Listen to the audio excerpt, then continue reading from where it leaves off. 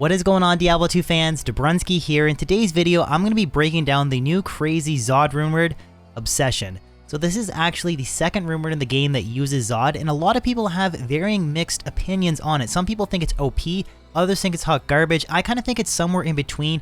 It does have a couple cool niche case uses, but in some scenarios and builds, I think it's just beaten out by some very simple rune word combos. So I'm going to talk about that all in today's video. Hopefully you guys enjoy it. Quick reminder though, before we jump in, just want to let you guys know that I do stream twice a week on Twitch. I got the link for my Twitch channel in the description below. So if you guys enjoy this YouTube content, any follows on that platform would be very much appreciated.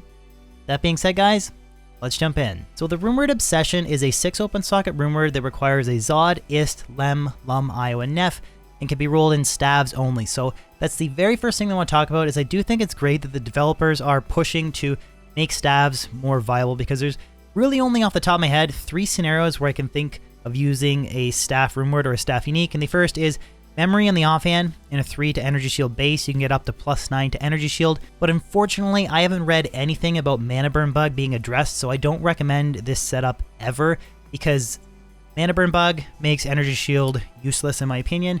The other couple niche case uses would be Mansong's Lesson.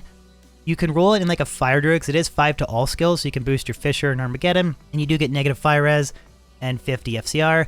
And the other very niche case is Ondol's Staff if you're trying to push to level 99, using that for the extra XP gained. But besides that, almost every single sorceress build is using like 3-piece towels with Aussie or Fathom, maybe a Shoot His Temper, Crescent Moon, that kind of thing. You don't really use stab, so I think that's great that they're trying to address that. Now the first stat here is a 24% chance to cast level 10 Weaken when struck. Now they have changed Weaken a little bit from LOD, but basically at level 10, I believe Weaken is negative 33% enemy monster damage, but then they're going to add a 1% increase per level. So at level 10, that's going to bring you up to 39. That is going to be, I think, kind of significant in some areas. Like if you're farming the Chaos Sanctuary, a bunch of Death Lords are attacking you, and you happen to proc this, that will reduce their overall damage output. Is it going to make you a tank? No. But is it going to maybe save you against like an amp damage might hit? Potentially. The next stat is +4 to all skills. Now this is something that I think people are kind of sleeping on. I've seen a lot of comments being like Hodo is +3, Spirit is +2. You've already beaten this rune word. That's true, but if you can drop a staff that has +3 to a specific skill, or even +3 to multiple skills, you can get up to +7 all skills. So you could potentially get a +7 to Blizzard with this rune word.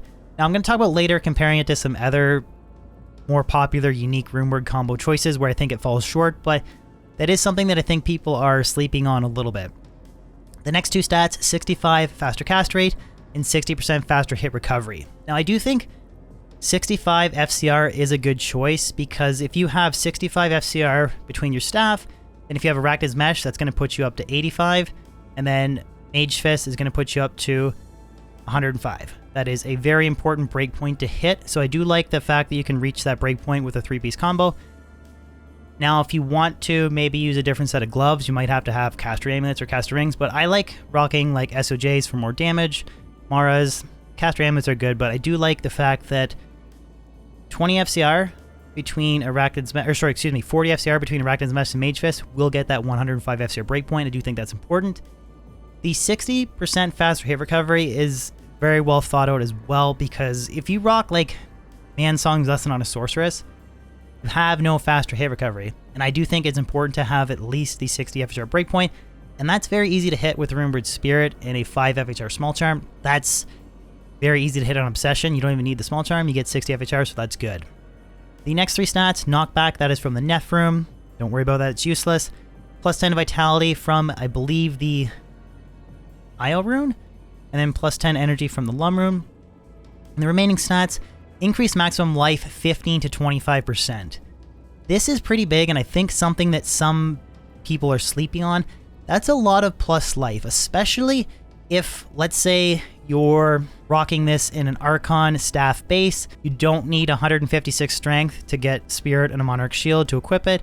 Plus you're getting this huge maximum life bonus. On the offhand, you could just rock like a Lidless Wall and a CTA, and you could invest like an extra plus 100 points into Vitality. So good CTA buff, this big life increase, a lot of extra points of vitality. Even though the sorceress doesn't have a great return on life investment, that is going to be a ton of plus life.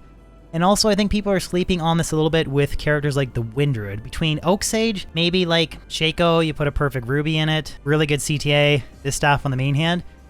I think you could see with decent amount of plus life skillers, you could probably get like 7 to 8,000 K life Wind Druid. So that's really cool, pretty powerful as well. But on a side note, talking about builds that use Enigma, you don't really benefit too much from that reduced strength investment. So say if you're using Enigma and a Dust Shroud, by the time you get that 77 strength, you equip the Rune Word on like your Wind Druid, then the additional plus strength per level that you get from Enigma, it's going to put you very close to using Spirit and a Monarch and getting that 156 strength breakpoint. Because a lot of people have been like, oh, you're going to save so much plus life.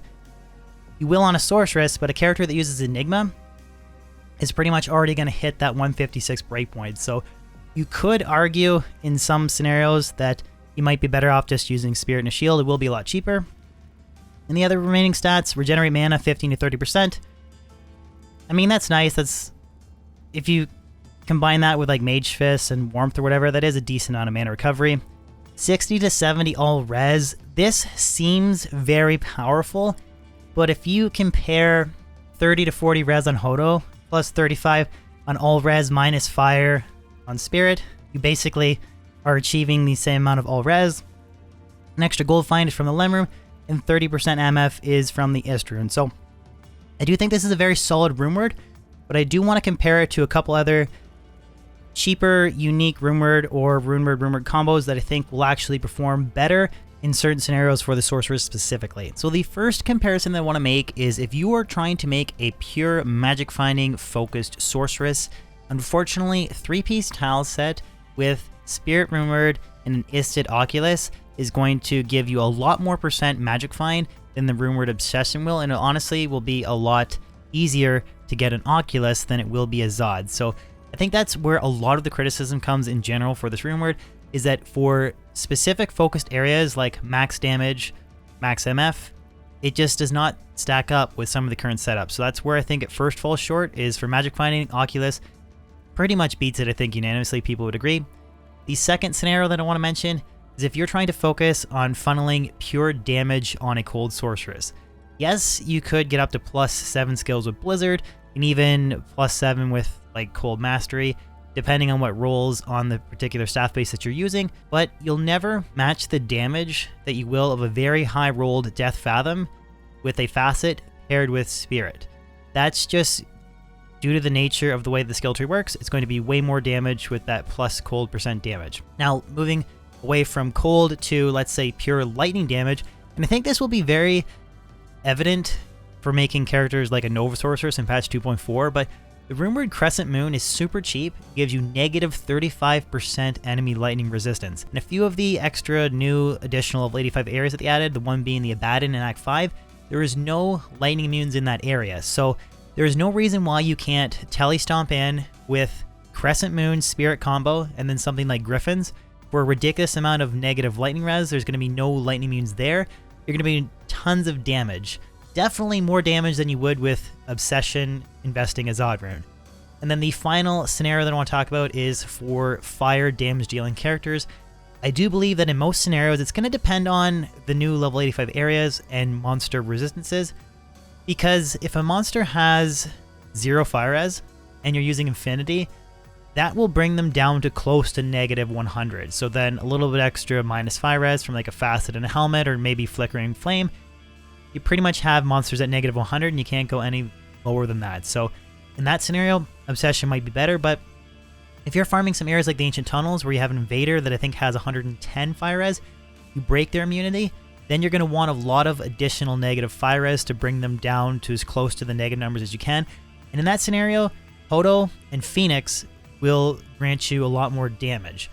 Now, Phoenix is pretty expensive, Vex, Low, and Jaw, versus, I guess, a single ZOD rune, so it's going to be situational, but kind of summing up for specifically the Sorceress, I think the reason a lot of people are dunking on this Rune Word is Magic Finding, Oculus Spirit combo is better.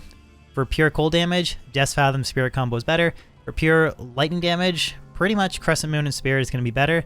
And then for Purifier, Hodo and Phoenix is largely going to be better in a lot of scenarios as well. So that is, I think, the main reason why people are kind of like, what the heck is going on with Rune?